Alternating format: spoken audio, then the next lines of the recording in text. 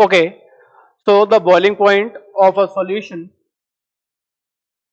of 0.01 gram of substance in 15 gram of ether was found to be 0.1 degree centigrade higher than that of pure ether.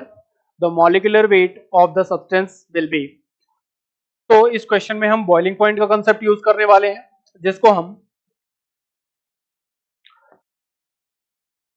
Colligative properties के अंदर study करते हैं।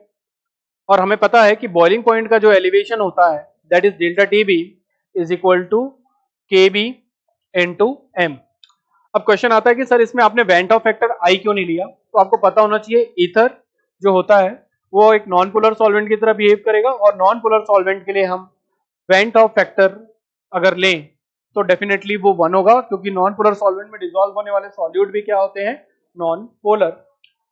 तो हमें दे रखा है कि बॉइलिंग पॉइंट जो है वो 0.1 डिग्री सेंटीग्रेड प्योर ईथर से ज्यादा है, दैट इज एलिवेशन 0.1।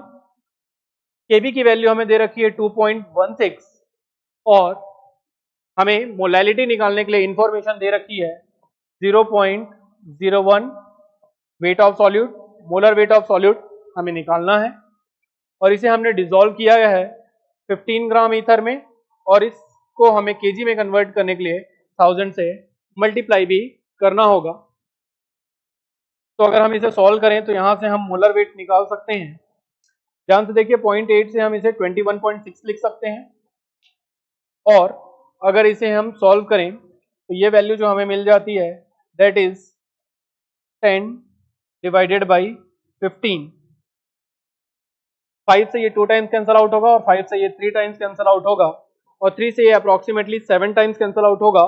तो 7 2 14, यानी जो आंसर आने वाला है दैट इज 14.4। तो molecular weight of that particular solute will be 14.4 gram per mole।